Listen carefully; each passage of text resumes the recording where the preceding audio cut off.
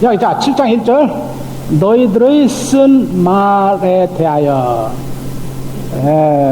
근데 여기 이가 너희들이 쓴 것들에 대하여 복수예요. 너희들이 쓴 것들에 대하여.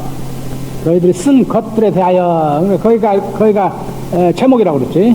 전체 제목 7장부터 16장까지 전체 제목. 그들이 편지에 써서 바울에 제기한 문제들에 대하여. 거기다가 구두점을 찍으라고 그랬죠. 마침표를. 그 다음에 남자가 여자를 만지지 않는 것이 좋다. 그 말을 다운표에 넣으세요. 남자가 여자를 만지지 않는 것이 좋다. 지금 가까이라고 번역했는데 뭐 뜻이 똑같죠. 만지지 않는 게. 근데 원래는 만지지 않는 게 좋다는 거야. 접촉하지 않는 게 좋다는 거야. 접촉하지 않는 게.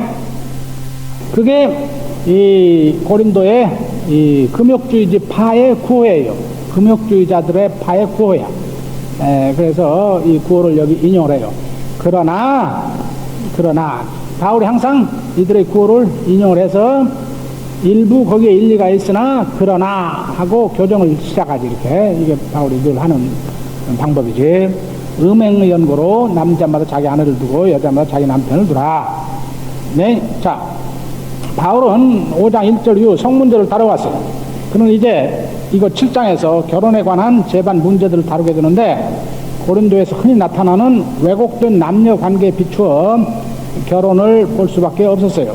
그러므로 우리가 이것에 담긴 결혼에 관한 바울의 자상하고 균형 잡힌 가르침들을 살펴보면서 고린도인들의 상황이 정해준 바울의 한계점을 충분히 감안하면서 이 본문을 읽어야 돼. 너희들이 쓴 것들에 대하여 이제 내가 답하겠다. 첫째로 남자가 여자를 만지지 않는 것이 좋다. 고린도인들이 바울에게 몇 가지 문제들에 대한 가르침을 요청한 편지를 보냈다. 이제 바울은 그에 대한 답하는 거예요. 이 답하는 과정에서 바울은 고린도인의 편지에서 가끔 그들의 말을 인용해요. 5장과 6장에서 바울은 내게는 모든 것이 허용된다 하는 구호를 내세우며 장녀들과 성관계를 하고 극도의 음란한 행동을 자행하는 고린도인들의 열광주의적 성령파의 문제를 다루었죠. 그는 이제 7장에서는 반대로 남자가 여자를 만지지 않는 것이 좋다는 구호를 내세우면서 모든 성관계를 원칙적으로 부정하는 금욕주의자들의 문제를 다뤄요. 이런 금욕주의자들의 입장은 결혼한 부부는 이혼을 하든지 아니면 같이 살면서 성관계를 하지 말든지 해야 하는 양자 태기를 요구하는 거예요. 여기서 근본 문제는 성관계가 그리스도인들에게 신학적으로 용인되는 것인가예요. 이 문제는 그리스도인 도대체 결혼할 수 있는가, 이제 결혼한 사람은 어떻게 살아야 하는가 등의 문제를 낳게 됐어요. 고린도의 그런 금욕주의적 태도는 이 5장 6장에 살펴본 열광주의적 방종주의적 태도와 똑같은 헬라적 이원론에 근거한 기독교 신앙의 오해에 근거하고 있어요.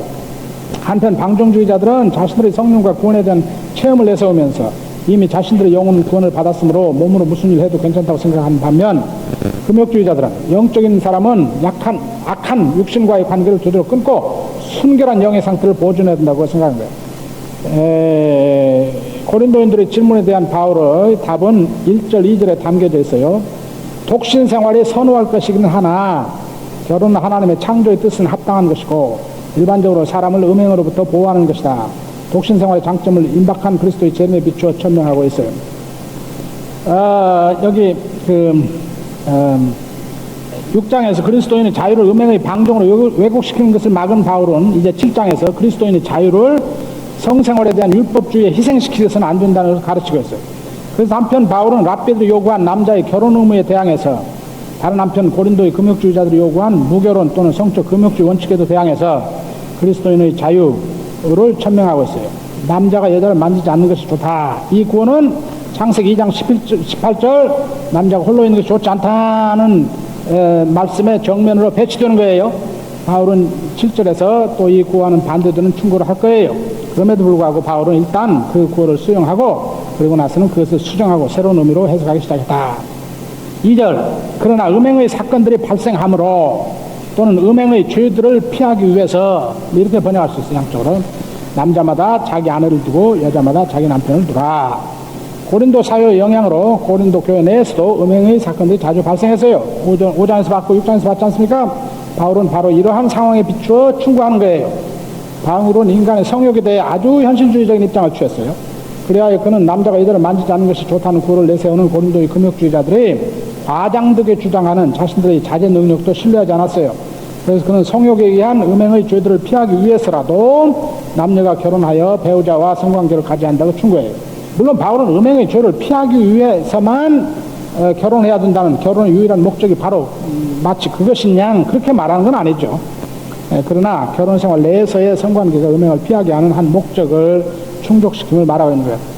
여기 지금 음행의 사건들이 발생하므로 또는 음행의 죄들을 피하기 위해서 남자마다 아내를 두고 여자마다 자기 남편을 두라 하니까 그것만 읽으면 마치 결혼의 목적은 음행 피하기 위해서만이 것 같은 그런 인상을 주는데, 왜 음행의 연고로 음행의 사건들이 발생하므로 또는 음행을 피하기 위해서라 말을 여기다 먼저 강조해서 바로 5장 6장에 음행 이야기 했기 때문에 그래. 너희들 결혼 생활 않고 너희들이 성적으로 자제할 수 있다고 주장하는데, 그렇게 하면 5장 6장에서 바로 다른 그런 음행도 생긴다 그 말이에요. 그래서 그 말이 앞에 나가가지고 좀 강조가 돼가지고 이 본문만 딱 집어서 읽으면은 그런 오해를 주는데, 그렇지 않고 5장 6장과 연결돼서 바울이 쓰기 때문에 이 말을 한 거예요. 여기 2장에서 4장까지 해서 바울이 여기서 여러분들 2절에서 4절까지를 한번 보세요. 뭐가 여러분들이 눈에 확 들어옵니까? 제일 먼저 철저한 남자 여자 상호주의 원칙. 철저한 상호주의 원칙. 첫째, 철저한 상호주의 원칙. 일방적인 남자 위주 윤리가 아니에요. 철저한 상호주의 원칙. 둘째, 철저한 남녀 동등성. 철저한 남녀 동등성. 남자마다 아내를 두고 여자마다 남편을 두라. 3절, 남편은 그 아내에 대한 빚을 다 갚고, 문자적으로 번역하면 우리말은 의역에서 의무를 다하고, 그래서 의무는 성적 의무를 다하라 그 말이에요. 남자는 아내에 대해서 성적 의무를 다하고, 그러니까 아내가 성적 요구를 하면 남자는 응해줘야 돼. 남자는 순종해야 돼. 아내도 그 남편에게 그렇게 해야 된다. 이런 걸 뭐라고 그래요? 여기 지금 앞에 2절에 남자마다 아내 두고 여자마다 남편 두라. 그 다음에 3절에 남편은 아내에게 의무를 다하고 아내는 또 남편에게 의무를 다하라. 이런 것을 무슨 저기 뭐라 그래? 이런 걸 뭐라 그래? 이런 걸 뭐라 그래? 카이 여기 헬라말, 이 헬라 알파벳 이걸, 그러니까 로마 알파벳에서 X를 헬라 알파벳으로 뭐라고 발음해? 카이 구조라고 그러죠. 카이 구조. 여기 좀 카이 구조로 이 철저한 상호주의, 그 다음에 철저한 상호 동등성. 남편은 아내에 대한 성적 의무를 다하고 아내도 남편에게 그렇게 해야 된다. 여기 남편이 먼저 아내의 의무 다해야 된다고 먼저 나와. 아내가 남편에게 의무 다해야 된다고 먼저 나오고, 그것은 신학적인 근거가 4절이에요. 왜 남편도 아내의 요구에 순종해야 되느냐? 왜 순종해야 되느냐? 왜 아내는 남편의 요구에 순종해야 되느냐? 그 4절의 신학적인 이유예요. 신학적인 이유. 자, 4절을 자세히 보세요. 이 4절은 아주 혁명적인 발언이라고. 혁명적인 발언. 아내가 자기 몸을 주장하지 못하고 그 남편이 하듯이. 자, 이 소리는 고대 사회에서 상식이지. 고대 남성 위주의 가부장적 사회에서 그렇지. 아내는 남편에 예속된 것이니까. 구약에 보면은 아내는 남편의 재산 목록 아니야? 그래서 모세 율법에도 아내 그냥 이혼 증서 써서 내보낼 수 있잖아. 그러니까 지금 그 말은 우리 유교 가부장적에 젖은 우리 한국 사람들에게도 아내 몸을 남편이 주장한다. 그 남편이 주장한다. 남편이 집안에 뭐라고 하더라? 주인이고, 집안에 또 무슨 제사장이고, 집안에 또 뭐라고 한다고, 뭐요? 뭐요? 큰 소리를 해보세요. 나 다 잊어버렸어. 하도 정신이 없어서 말도 생각이 안 나. 빨리 직장 마쳐야 되니까, 오늘. 그럼, 하여간 남편이 뭐요? 하여간 남편이 주고, 모시고. 남편이 한올, 그런데 그 다음 말을 충격을 보세요. 그 남편이. 이와 같이 남편도 자기 몸을 주장하지 못하고 그 남편 몸을 누가 주장한다? 아내가 한다.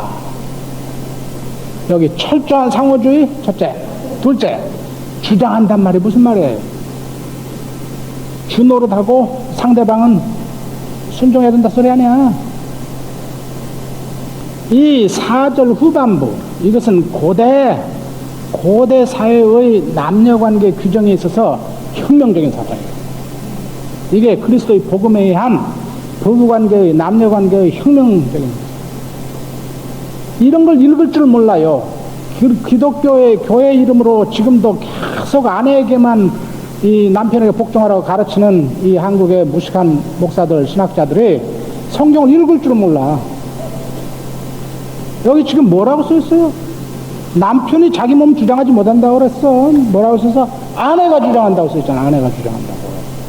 지금 바울이 갈라디아서 3장 28절에서 선언하는, 갈라디아서 3장 28절에 선언하는 복음의 위대한 사회적 적용, 그리스도의 은혜로만, 믿음으로만의 구원의 복음은 어쩐다고요? 우리를 다 그리스도 안에 내포시키고 연합시켜서 새 창조, 구속의 질서를 만드는데, 그 구속의 질서 속에서는 이제 옛 창조의 전형적인 이 차별들 이제 무효. 옛 창조의 전형적인 차별들이 뭐예요? 인종적 차별, 또는 심지어 구속사적 차별, 유대인 이방인 차별 없음, 또 성적 차별, 남자 여자 차별 없음. 구약에도 남 여자는 형편없는 차별이지. 근데 이제 그건 무효. 구약의 율법에 여자가 형편없이 차별되는 거지. 그래서 여자는 성전 가까이도 못 가요. 원래 성전 제일 바깥 마당이 여자 마당이야. 가까이도 못 가는 거예요. 그거 다 무효. 그 다음에 뭐 사회 신분적 차별, 상전 노예 없음. 다 하나라. 여러분들 이거 읽어봤어요? 안 읽어봤어요? 또 큐티 하면서 비몽사몽간에 읽어서 모르지. 또는 읽었어도 하도 교회에서 남성 위주로 여자들을 보고 남자 주인으로 모시고 아내에게 남자들만 순종하라고 그래, 남편만 모시라고 해놔서 여러분들 세뇌가 돼가지고 그게 여러분들 귀에도 들어오지, 아니, 눈에 들어오지 않았어. 여자들에게도 눈에 안 들어왔어. 남자들에게는 말할 것도 없고. 이건 성경 아니야. 남자들에게는 바로 이 정신에서 가만히 있어. 아까 내가 여기 성경 몇 구절 저기 복사해달라고 했는데 복사했습니까? 에베소서 5장 한번 펴주세요. 에베소서 5장 21절부터 33절까지 한번 펴주세요. 에베소서 5장 21절부터 34절까지. 여기다 프로젝션 할 수 있다고 그랬지? 어디 있어? 그걸 글자로 보여달라고. 아니, 전체를 보여줘야지. 에이, 전체를 보여줘. 여기 가져와요, 일로. 아이, 전체를 보여줘야지. 조금만 보여주면 뭐해. 아이, 참. 아이, 할 수 없어요. 예. 아이, 전체를 한꺼번에 보여야 재밌지. 에베소 5장 21절 한번 보세요. 이 성경은 그래도 좀, 이 성경은 그래도 좀 아는 사람이 편집했나 보네.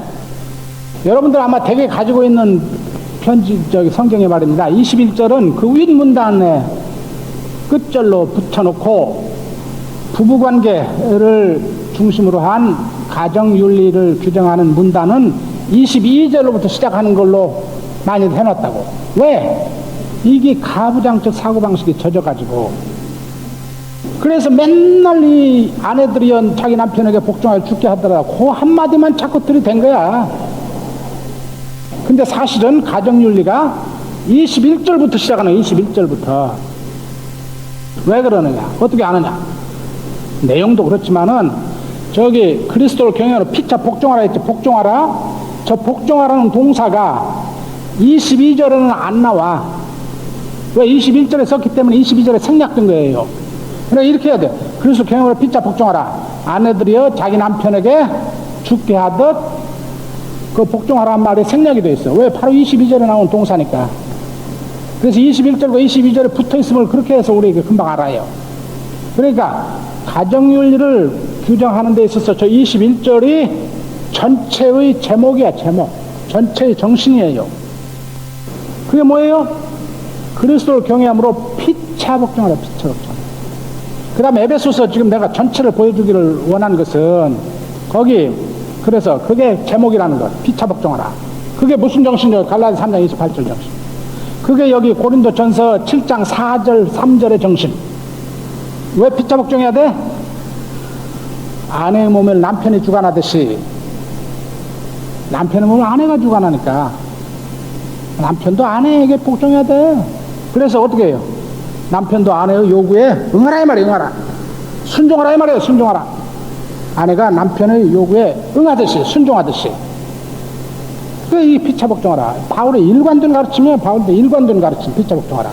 그거 하나 보시고 둘째로 에베소 2장 5장 24절 22절부터 보면요, 바울의 아내에게는 두 마디 하고 말아. 남편에 복종하라고. 그리고 누구에게 요구를 더 많이 해요? 첫째, 분량으로 봐서 누구에게 요구를 더 많이 해? 남편에게 훨씬 더 말을 많이 해. 남편에게 훨씬 더 설득을 하는 거예요. 둘째, 그 내용으로 봐서 아내에게는 고대 사회에서 그냥 상투적인 언어로 남편 복종하라. 그건 고대 사회의 상투적인 언어. 남편에게는 뭐라? 아내를 사랑하라. 근데 사랑을 정의해줘. 여기 사랑이 뭐라고요? 그리스도가 교회를 위해서 자기 몸을 내줌. 그게 사랑이야. 그 사랑이라는 훨씬 더 무거운 요구. 그건 이 복종을 포함하고도 더 큰 요구예요. 남편에게 훨씬 더 많은 말로 설득을 하려니와 더 무거운 요구를 하는 거예요. 왜 그래요? 왜? 고대 사회, 남자 위주 사회에서 이 남편에게 아내 복종하는 것을 가르치려면 더 힘든 거야. 더 설득을 많이 해야 되는 거예요. 근데 우리 한국 남자들에게 더 설득을 많이 하기 위해서 지금 바울이 한국 남자들에게 설교한다면 남자들에게 훨씬 더 말을 많이 하고 훨씬 더 강한 요구를 한다고. 아내에게는 복종하라고 남자는 사랑하라고 했으니까 그래도 아내는 복종해야 된다고. 사랑이란 말에 복종이 포함되고도 남지. 왜 자기를 내줌. 그보다 더 큰 요구가 어디가 있어. 그보다 더 큰 요구가 어디가 있어요. 근데 여기 지금 그 21절 그리스도 경영을 피차 복종하라. 그 속에 다 포함된 거예요. 여기 고린도전서 7장으로 다시 돌아와요. 3절 4절에 이게 아내와 남편이 어더라? 피차 복종을 하는 거 아니야. 피차 복종하라. 철저한 상호주의 원칙, 둘째로 철저한 동등성, 셋째로 철저한 피차 복종. 자기 주장하지 말고.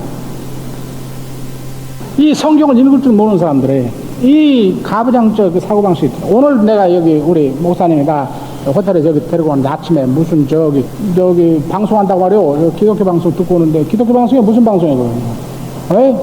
뭐 하여간 무슨 방송 하여간. 하는데 그 형편없는 말쟁이가 말은 유창하게 잘하대. 남편이 아내에게 가장 바라는 게 뭔지랍니까? 하루 3끼 식탁 풍부하게 해달라는 게 요구합니까? 그게 아닙니다. 철저한 순종입니다. 그래서 10분간인가를 그냥 철저한 아내가 순종해야 된다. 그 소리만 되풀이 하더라고. 그래서 그런 성경도 모르고 신학도 모르는 무식한 자들이 가정사역 전문가들하고 돌아다니면서 그따위 교회들에서 가르치고 저기 방송해대고 그래가지고 가부장제를 그리스도 이름으로 유교적 가부장제를 자꾸 부득이해가지고 어떻게 되는 거예요? 한국 가정이 이 부부가 친구가 되고 친밀하고 서로 사랑하고 서로 존중하고 서로 저기 순종하고 이런 아름다운 건강한 가정을 이루지 못하고 그러니까 어쩐다? 아까 내가 이야기한 대로 LA에서 가정폭력으로 감옥 제일 많이 가는 사람들이 한국 남자들. 그게 크리스찬들이요. 목사들이고 장로들이고 집사들이요. 목사들도 자기 아내 때려가지고 감옥 간 사람들 많아요. 장로들은 부지기 쓰고. 교회에서 그따위로 가르치니까, 그따위로. 성경도 안 읽어요. 성경 안 읽어. 이게 지금 김세윤이 하는 말입니까? 바울이 하는 말 아니야. 바울이 하는 말. 여러분들, 고린도전서 7장, 에베소서 저기 5장 21절. 네? 갈라디아서 3장 28절. 더 읽어갑시다. 더 읽어가. 서로 분방하지 말라. 서로 이게 분방하지 말라는 말로 점잖게 표현한 말인데 정확히 번역하면 어떻게 돼요? 서로의 권리를 빼앗지 말라예요. 정확히 번역하면 서로의 권리를 빼앗지 말라. 뭐? 서로의 성적 권리를 빼앗지 말라 말이야. 그런데 다만 이 기도에 집중하기 위해서 이 성적 그러니까 부부 관계를 잠깐 중단할 수 있는데 그건 어찌해야 된다? 첫째, 합의해야 된다. 남편이 또 주고 부인은 종이니까 남편이 요구하는 대로 하는 게 아니고 합의해야 된다. 합의. 철저한 합의 정신. 그래서 부인이 않겠다고 하면 남편은 고집하면 안 돼. 왜? 남편은 뭐 부인이 주장하니까. 이게 여러분들 이게 얼마나 고대사회에서 혁명적인, 지금 우리 한국에도 21세기에도 혁명적으로 들리죠. 이제 내가 여기 강의를 하고 보니까, 네? 고대사회에서는 얼마나 혁명적인 말이야. 합의해야 된다. 둘째로 어찌해야 된다? 한시적이어야 된다. 셋째는 어찌해야 된다? 그 기간이 끝나면 다시 정상적인 부부의 성관계로 돌아와야 된다. 그렇지 않으면 어찌해야 된다? 절제 못함을 인해서 도리어 음행에 시험에 들게 돼가지고 이 가정이 깨지고 부부관계 깨지고 된다. 근데 내가 이것은 내가 권하는 말이지 그렇게 너보다 하라는 게 아니다. 명령이 아니다. 다시 한번 하고. 근데 이 독신 생활이 좋긴 좋은데 어떤 사람에게 좋냐? 7절. 은사 있는 사람이야 된다. 이 절제 은사가 있는 사람. 그래서 모든 사람이 나같이 절제 은사 있기를 바란다. 그런데 바울이 아주 현실적으로 인정을 해요. 그러나 하나님께서 각각 사람에게 서로 다른 은사를 주셨기 때문에 나같이 절제 은사를 가진 사람 뭐 안 돼. 그러니까 그 사람들만 빼놓고는 다 결혼하고 어쩌야 정상적인 부부 생활하고, 네? 서로의 권리 뺏지 말고 서로에게 의무를 다해야 된다. 성적 의무를 다해야 된다 말이에요. 알겠습니까? 어느 한쪽에서 일방적으로 상대방을 이용하고 착취하고 그러면 안 돼요. 고집 부리고 준호로 달려고 하면 안 된다 말이에요. 피차 복종하고. 네? 자, 오늘 여기 자매님들 많이 왔는데 내가 인기가 좀 올라가겠어요. 자매님들. 근데 내가 인기 올라가는 게 아니고 바울 이게 내가 하는 말 아니야. 내가 하는 말이야. 여기 지금 목사님들 지금 칵해 먹은 그 남성 우월주의의 이 양반들 지금 김세윤 원수가 되겠는데 이 양반들에게는 이게 또 방송으로 나간다니까 방송 보는 사람들은 또 김세윤 저는 자유주의고 뭐 리버럴이고 난리 피우겠지. 무슨 조선인민주주의 공화국 성경 본다고 또 난리 피우겠지. 이게 무슨 조선인민주주의 민주주의 공화국 성경이요? 바울의 말씀이야. 바울의 말씀. 바울이 성령의 영감으로 쓴 말씀이에요. 이게 맨날 성경적으로 해야 된다고 그러지. 성경적으로 해보자. 성경 좀 읽어라. 여기 성경 좀 읽어요. 여기 에베소서 5장 21점 읽어라. 여기 성경 좀 읽어라. 고린도전서 7장. 자, 계속 내가 가만히 있자. 3시 40분까지. 자, 그 다음에 그러니까 부부 정상선 해야 된다. 근데 혼인하지 아니한 자들과 과부들에게 이른다. 이제 그러니까 그들도 나와 같이 지내는 게 참 좋으나 만일 절제할 수 있는 은사를 받지 않았으면 재혼하라 또는 혼인하라. 정욕이 불타는 것보다는 혼인하는 것이 낫다. 그 다음에 세 번째로 혼인한 자들에게 내가 명하노니. 그런데 이 명령은 내가 하는 게 아니요 주의 명령이라. 그래서 이 지금 말하고자 하는 바에 권위를 더 높여요. 이건 내 가르침이 아니고 주의 명령이다. 그래서 여자는 남편에게서 갈리지 말고 남편도 아내를 버리지 말라. 이혼하지 말라 말이에요. 마가복음 10장, 마태복음 5장, 마가 19장 등에 있는 예수의 말씀을 여기 인용을 하지. 마가복음 10장에 나오는 예수의 말씀과 가장 근접하게 인용을 해요. 바울이 여기. 근데 여기서 뭐가 눈에 띄어요? 철저한 상호주의. 여자는 남편에게서 갈리지 말고 남편도 어쩌라? 남편도 아내를 버리지 말라. 여기 그 철저한 상호지거지. 근데 왜 여자부터 시작을 하지?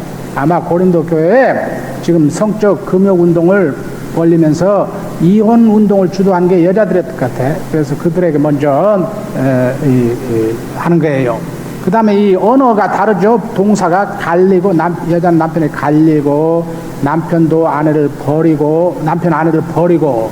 여기서 바울의 그 관습적인 남성 위주의 그 언어 습관이 여기 잠깐 비쳐요, 여기. 그런데 나중에 저기 보면은, 이 12절에 보면은 아내가 어쩌냐고요?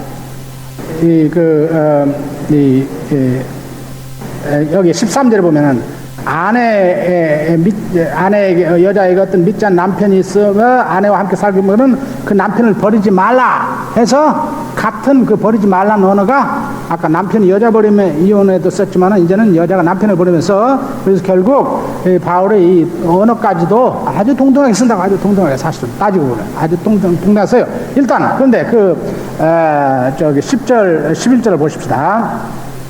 예, 혼인한 상태에 있는 자들이 이 성은 더러운 곳이다 생각해가지고 이혼 운동을 하는데 그러지 마라. 그래서 주의 예수의 말씀을 인용을 해가지고 여자는 남편에서 갈리지 말고 남편도 아내를 버리면 안 된다. 여기 이혼 금지. 근데 이 복음서에 예수께서 이혼 금지, 이혼을 하지 말라고 할 때에 창세기 2장 24절에 한 몸 원칙을 내세워서 하나님께서 짝지어준 자들을 인간이 갈라서는 안 된다. 한 몸 원칙을 내세워서 이혼을 금지했어요. 근데 그 당시 그 말을 제대로 이해하려면 그 당시 유대 랍비들의 가르침 그리고 유대인들의 관행에 비춰서 이해를 해야 돼. 유대인들은 모세 율법부터 남편은 아내를 이혼 증서를 써주고 버릴 수 있었어요. 근데 신명기법에는 그 아내에게 남편을 내게 마음에 안 드는 일이 있으면은 버린다. 근데 그걸 사실은 그 문맥상에 보면은 여자가 음행을 했다든지 이런 거예요. 근데 예수 당시 랍비들이 이걸 굉장히 너그럽게 해석을 했다고. 자유주의적으로, 남성 위주로. 그래서 그 당시 대표적인 랍비인 힐렐은 그 남자의 남편에게 마음에 안 드는 게 뭐냐? 이러이러한 것들 예를 들어.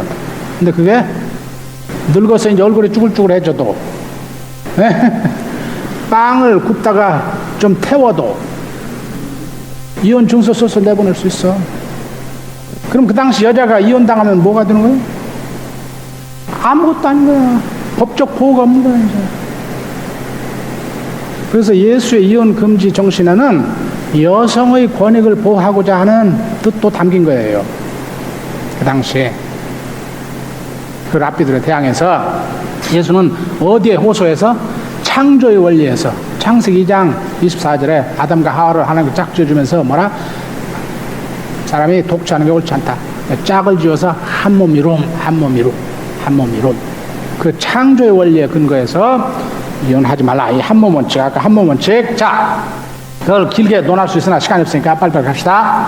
그래서 만일 갈릴지라도 그냥 지내든지 다시 그 남편과 화하든지, 바울은 아무리 신학적으로 이혼은 하지 말라 해도 이혼은 실제적으로 발생해요. 그 현실을 바울이 인정을 한다고. 여기 그래서 만약에 이혼이 이루어지면 좀 시간이 지나면서 될 수 있으면 화해하고 화합을 하라. 그게 안 되면 재혼하지 말고 혼자 사는 게 좋다. 이렇게 지금 설명을 하죠. 그 다음에 그러니까 될 수 있으면 이혼하지 말라. 둘째, 이제 넷째입니까? 넷째, 그 나머지 사람들에게 명하는데 이것은 주께서 명령하는 것이 아니라 내가 하는 거다 이 말이에요. 내가 하는 거라. 내가 이 나머지 이 12절부터 10 몇 절까지입니까? 6절까지는 혼합 결혼의 상황에 있는 부부에게 주는 가르침이에요. 그러니까 혼합 결혼의 상황에 있는 부부에 가르쳐주는 가르침이야. 근데 예수께서는 유대 공동체 속에서 가르쳤기 때문에 혼합 결혼의 경우는 안 가르쳐 주셨지. 그러니까 예수의 말을 여기 인용을 못 한다고. 근데 바울은 지금 헬라의 선교지 상황에서 혼합 결혼의 상황을 맞는 거야. 네? 그래서 바울 복음 선포하면 한쪽에서 크리스찬이 돼.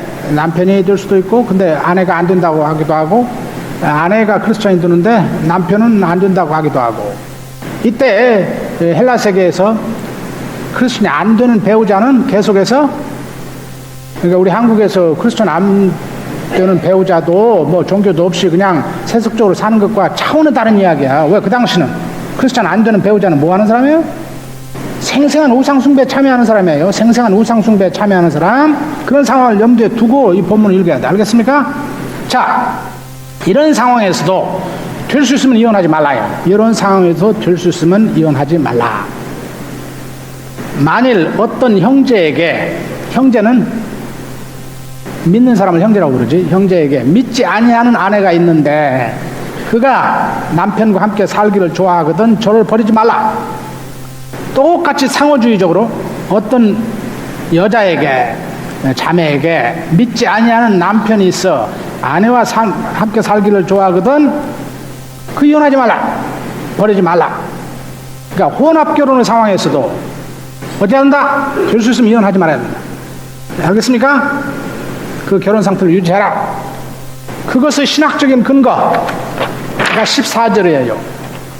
그것이 신학적인 근거가. 바울은 항상 어떤 윤리적 가르침을 하고는 신학적으로 정당화한다고. 아까 여기 3절 남편도 아내에게 성적 의무를 다하고 아내도 남편에게 다해야 된다고 할 때 4절로 신학적인 근거를 댔지. 여기도 마찬가지야. 항상 그래. 바울 편지 읽으면.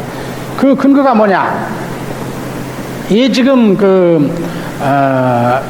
이혼운동을 주도하는 고린도의 이 금욕주의자들 생각에는 무슨 원칙이 작용하냐면 부정한 것과 접촉하면 부정탄다는 원칙이에요. 부정탄다는 원칙. 네? 이걸 영어로 쓰면은 더 간단하지.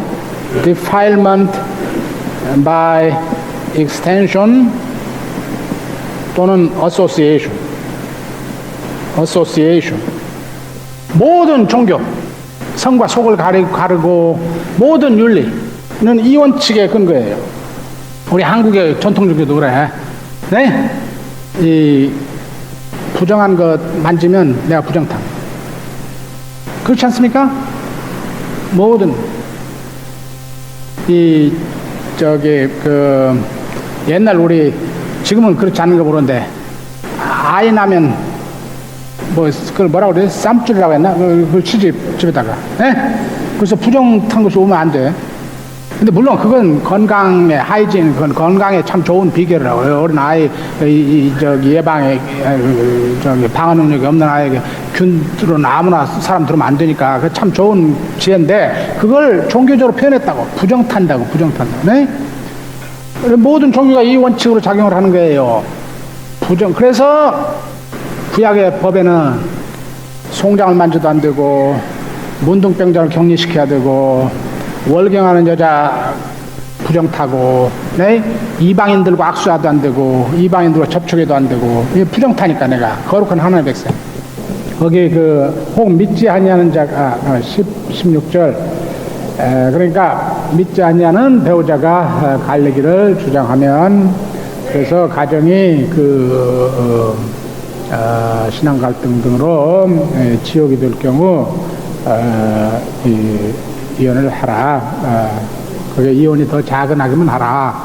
이런 걸 또 우리 이걸 가르치면 아마 여러분들 질문지에 그런 게 나올 텐데 꼭 이렇게 신앙 갈등의 상황에서만 꼭 그럼 해야 되냐. 이것도 문자적인 적용이지. 항상 유비를 생각해서 이 원칙이 어디에도 적용이 돼요.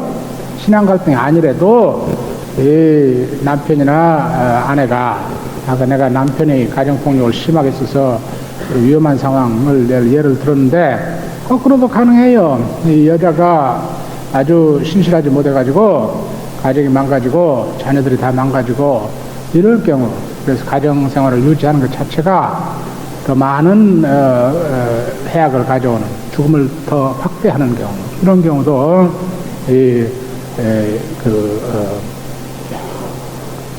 가정성을 유지하는 것이 더 큰 악일 경우는 할 수 없이 작은 악, 이혼을 택할 수밖에 없는데, 이런 것을 보니까 그렇게까지 결정하기에는 상담도 받고 오래 참음도 있고 기도도 있고 다 그런 게 있어야죠.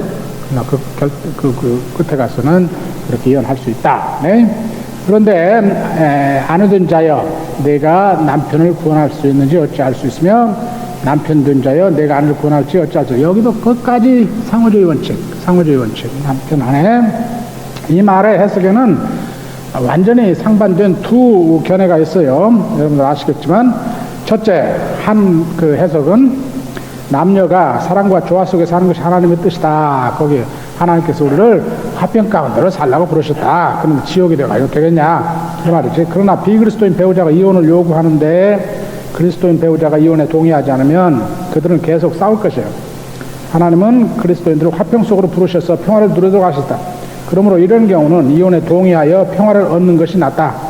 이런 경우 보통 그리스도인 배우자는 이혼하지 않고 같이 삶으로써 비그리스도인 배우자를 믿음으로 인도하여 그로 하여금 구원을 얻도록 하려 하는데, 그 일에 성공하리라는 것을 내가 어떻게 보장하겠느냐, 이런 뜻으로. 그러니까 여기 아내된 자여 내가 남편을 구원할 수 없지 않아. 너는 계속 참고 기도하면 이렇게 너에게 폭력하고 자녀들에게 이런 어려움을 주고 가정을 완전히 파탄시킨 남편도 오는가 돌아서리라 생각해서 계속 하는데, 네가 그 성공하려는 걸 어떻게 아느냐, 그렇게 해석할 수 있고.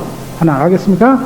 반면은 또 거꾸로 비그리스도인 배우자가 갈라서기를 원하면 그리스도인 배우자는 이혼 금지법 같은 것에 얽매이지 않으므로 그로 하여금 갈라서기 할 수 있다는 것이다. 그러나 하나님은 너희를 평화 속으로 부르셨다. 그리스도인 배우자가 결혼을 깨뜨리면 하나님의 이 부름의 뜻이 거스려질 수밖에 없다. 그러므로 그리스도인 배우자는 평화를 위해 결혼을 지속해야 한다. 결혼을 지속해야 하는 또 하나 이유는 그리스도인 배우자가 비그리스도인 배우자와 같이 삶으로써 그를 믿음으로 인도하면 그로 하여금 구원받도록 할 수 있을지도 모르기 때문에, 그러니까 이렇게 해석하는 가능성은 네가 참고 견디면 혹 남편을 회개시키고 주께로 인도할 수도 있지 않겠느냐, 그러니까 참고 견뎌라, 이렇게 해석하는 또 주석가도 있어요. 이 두 해석을 볼 때 대체로 전자의 해석이 옳다고 봐야 된다. 왜 그러냐면 이따 노예제의 문제에서도 보겠어요. 바울은 대체의 원칙을 이야기하면서 예외의 경우에는 다르게 행동할 수 있음을 가르친다고. 그래서 그 패턴에 따라 여기서 지금 이혼을 하지 않는 것이 원칙이에요. 그러나 예외를 지금 말하거든, 이혼해야 할 경우를. 그렇기 때문에 그 맥락에서 16절도 이혼을 허락하는 쪽으로 해석을 해야 돼. 그래서 참고 견디면 남편이 돌아올지도 모르니까 이혼하지 말고 계속하라, 그런 쪽으로 해석하기보다는 16절을 네가 확실한 보장도 없는데 참고 견디다가 가정이 완전히 파탄이 나고 너에게 신체적 위해도 오고 자녀들에게도 파탄이 되고 이런 경우. 자꾸 우리 한국의 가부장적 사회에서 남편의 폭력이 더 큰 문제이기 때문에 그 예를 많이 드는데요. 거꾸로도 있어요. 미국에서 본 경우인데, 아내가 이 도박에 걸려가지고 도박 병에 걸려가지고 완전히 가산이 다 탕진되고, 그런 경우도 있어요. 그런 경우 어떻게 해야 되냐? 남편이 그냥 계속 참고 기도하고 해야 되냐? 그러다가 집도 다 날아가고, 다 날아가는 거예요. 다 날아가. 그런 경우도 있어요. 꼭 남편만 잘못해서 이혼되는 경우 아니야. 아내가 잘못한 경우도 있어요. 근데 하여간 그렇기 때문에 바울이 여기 상호주의를 하는 거예요. 그래서 16절은 전자로 해석하는 것이 옳다. 그래서 본문들에서 다음의 점들에 유의해야 합니다. 첫째, 남편과 아내에 대한 철저한 동등한 권리와 의무를 인정하는 것. 둘째, 새로운 상황에서 바울은 그리스도 이혼 금지의 가르침의 정신을 존중하면서 그래서 될 수 있으면 이혼을 하지 말고 함께 사는 것을 권하면서도 그것을 율법적으로 기계적으로는 적용하지 않아요. 그리고 새 상황에 맞게 재해석하고 재적용하는 것을 봅시다. 그러니까 그 연장선상에서 설령 이 종교 간의 갈등이 아니고 다른 가치관의 갈등이나 가정생활에 대한 갈등을 인해서 이 가정생활을 더 이상 유지하는 경우, 더 큰 악이 벌어질 경우는 작은 악을 택하는 것이 바울의 여기 가르침의, 이 성경 본문의 가르침의 정신이다. 자, 그런 말입니다. 자, 지금까지 보니까요, 우리가 바울이 이 본문을 자세히 보면은 바울이 결혼 생활의 내면을 잘 아는 분이야. 그리고 결혼 생활의 부부간의 이 다이내믹스를 아주 잘 아는 분이야. 그래서 대개 학자들은 뿐만 아니라 랍비들은 대개 결혼했어요. 요한 예레미야스라는 학자가 고대 랍비들을 쭉 조사해 봤더니 결혼 안 한 예는 겨우 한두 예밖에 없어. 다 결혼했다고. 그래서 바울도 랍비 학도였으니까 결혼했을 거다. 그러면 지금 현재 이 편지를 쓸 때는 고린도전서 9장에 보면 아내가 없거든. 자기는 아내 없다는 거 아니야? 베드로와 게바와 주의 형제 야고보는 아내 동반하고 다니는데 자기와 바나바는 아내가 없다는 거예요. 그러니까 바울이 지금 아내가 없어. 그러니까 그러면 두 가지 가능성 중에 하나지. 하나는 바울의 아내가 세상을 떠났거나, 그래서 바울이 상처한 호랍이거나, 아니면 바울이 아내한테 이혼을 당했거나, 둘 중에 하나지. 그래서 요한 예레미야스라는 교수는 1930년대 32년과 34년에 두 번이나 논문을 썼어요. 바울의 아내가 세상 떠나서 바울이 상처가다, 그런 주제로. 근데 제스성 F. 브루스 교수는 바울의 이 편지의 행간을 쭉 읽어보면 그 정황 증거들로 바울의 아내가 바울을 이혼하고 바울을 버린 것이 더 정확한 판단이다. 왜냐하면 당시 유대교에서 바울이 뭐라 그래요? 자기 가문을 우리 지금 고린도후서 11장 그리고 빌립보 3장에 이런 표현 나오죠. 바리새인 중에 바리새인이라는 표현을 나오죠. 자기를 소개할 때. 그 번역이 잘못돼서 그래요. 바리새인 부모 사이에서 난 바리새인이라, 그렇게 번역해야 돼. 바울의 가문이 대대로 바리새 가문이라, 그런 철저한 바리새 가문에서는 한 배우자가 이단자가 되면, 유대교에서 볼 때 크리스천이 되면 이단자 아니요? 근데 바울이 다메섹 도상에서 헷가닥 해가지고 이단자가 된 거 아니야. 그런데 어떻게 해야 돼? 아내가 이혼을 해야 된다고. 그런 정황으로 봤을 때 바울이 아마 이혼을 당했던 것 같다. 그래서 빌립보 3장에 바울이 그래요. 그리스도를 위해서 자기가 유대교에서 얻었던 모든 특권들을 다 버렸다고 그러지. 다 손해봤다고 그러지. 다 손해봤다고. 그 모든 것을 손해봤다고 할 때 모든 것 속에서는 아내도 포함된다. 그래, 이 양반. 아내도 포함. 아내와 가정을 잃었어요, 이 사람이. 나도 그렇게 봐요. 그게 확정 없지. 확정 어디 안 써놨으니까. 네, 정황 증거로서는 그게 제일 가능하다.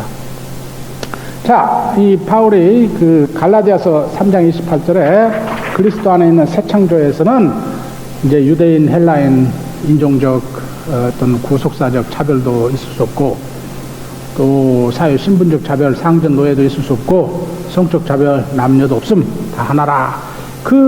이 복음적 원칙을 가정생활에 철저하게 적용하는 것을 여기 지금 7장에서 봤어요. 고린도전서 7장에서. 그리고 에베소서 5장에서도 철저하게 적용하는 걸 봤어. 교회 생활에서도 철저히 적용해요. 교회 생활에서. 한 구절만 보시면은 여기 고린도전서 11장 2절 16절 고린도전서 그쪽은 우리가 이번에 강의 안 하니까 고린도전서 11장 2절에서 16절까지는 무슨 문제를 다뤄요?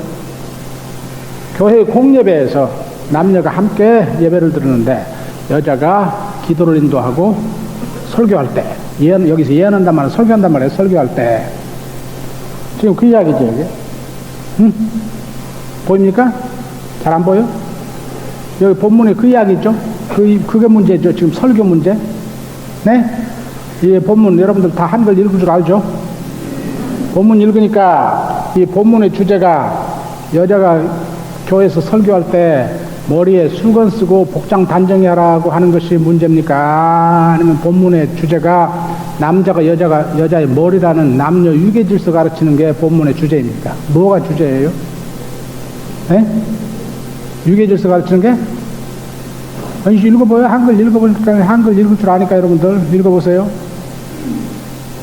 아, 여자가 설교할 때 머리에 수건 쓰고 하라는 게 본문 주제지. 그걸 권장하기 위해서 바울이 여러 가지 논리를 대는 거지. 에? 남자가 여자의 머리라는 둥, 여자는 머리가 길어야 이쁘고 남자는 머리가 짧아야 이쁘다는 둥, 상식에 호소해봐라. 별 이유를 다 대는 거지. 그런 중에 그런 이유들 중에 하나가 남자가 여자의 머리라는 거지. 근데 남자 여자가 왜 머리라는 거예요? 창세기 2장에 남자에게서 여자가 나왔으니까 이 머리란 말은 그러니까 원천이란 말이죠. 원천. 네. 그런데 바울이 그 논리를 펴다가 가만히 생각해 보니까 남자도 여자의 몸에서 나네? 남자도 다 어머니 뱃속에서 나왔잖아요. 그러니까 그 논리를 끌고 가다가는 안 되겠거든? 그러니까 바울이 뭐라고 그래요, 여기. 11절. 그러나 주 안에서는 남자 없이 여자만 있지 않고 여자 없이 남자만 있지 아니하니라. 여자가 남자에서 난 것 같이 남자도 여자로 말미암았으니 모든 것이 하늘에서 났느니라. 바울이 지금 여자가 남자에서 났으니까 남자가 여자의 머리니까 머리 덮고 설교하라. 그 말을 하다가 가만히 생각하니까 남자도 여자에게서 나네. 어머니 뱃속에서 나. 그럼 여자가 남자 머리네. 그런 식으로 하면. 그러니까 바울이 지금 어영부영하고 마는 거예요. 그 논리를 계속 진척시키지 않고 어영부영하고 마는 거야. 그리고 어디다 호소해? 네? 어디다 호소해? 상식에 호소해요. 여자가 머리 쓰지 않고 하나님께 기도하고 예언하는 게 그게 마땅하냐? 상식에 호소해. 또 어디다가? 자연에 호소해. 남자가 머리가 길면 그거 추하지 않냐? 머리를 덮으면. 근데 여자는 머리가 길면 이쁘지 않냐? 별 이유를 다 대 지금 뭐 하기 위해서 오로지 여자 머리 수건 쓰고 설교하라고 하려고. 이게 무슨 남녀 유계 질서 가르치는 본문이 아니에요. 근데 이 무식한 신학자들과 무식한 목사들이 이 본문을 맨날 남녀 유계 질서 가르치는 본문이라고. 한글도 못 읽고 이 사람들이 한글도 못 읽고. 아유, 답답해서요. 이 어디 무슨 남녀 유계 질서 가르치는 거야. 유계 질서는 하다 말아요. 바울이 논리를 펴다 말아버려. 여기 주 안에서 남자 없이 여자 없고 여자 없이 남자 없다고 연구하고 말잖아요. 에? 그런데 중요한 것은 계속해서 머리에 수건 쓰고 설교하라 그 말이에요. 자, 여기 여자 교회 설교하면 안 된다고 써있어요, 여기? 여기 여자 잠잠하라고 써있으니까? 설교하라는 거 아니야? 설교하라는 거. 뭔만 하고. 머리에 수건만 쓰고. 성경도 안 읽고 사람들이 여자는 교회에서 설교하면 안 된다고 그런 소리, 엉터리 같은 소리. 여기 지금 하잖아. 시간이 없어서 이 본문의 중요성을 설명을 하는데, 이 고대 사회에서는, 특히 유대 배경에서는 아주 혁명적인 일이라고, 이게. 그러니까 나중에 고린도 전서 14장 본문, 여기 보이지도 않겠지만 14장의 본문에 여기 14장은 뭘 가르치는 거예요? 아까 좀 읽었죠? 교회 공예배에서 성령 영감 임해서 예언할 때 선지자들이 2-3명씩만 하고 차례더라고. 먼저 한 사람 앉고 그 다음 사람 하고. 그걸 가르친 중에 갑자기 여자들은 교회에서 잠잠하라. 물을 것이 있으면 집에 가서 남편에게 물으라. 그 소리가 나온다고요, 여기. 34, 35절은 그래서 그 맥락을 깨죠. 35절, 4절, 35절은 이 선지자들에 관한 예언자들에 관한 가르침의 그 맥락을 깬다고. 그리고 이건 설교 이야기 아니에요. 교회에서 질문하는 이야기예요. 질문하는 이야기.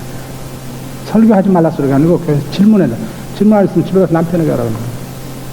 전혀 다른 이야기예요. 설교 문제는 여기 고린도전서 11장에서 다루는 거지.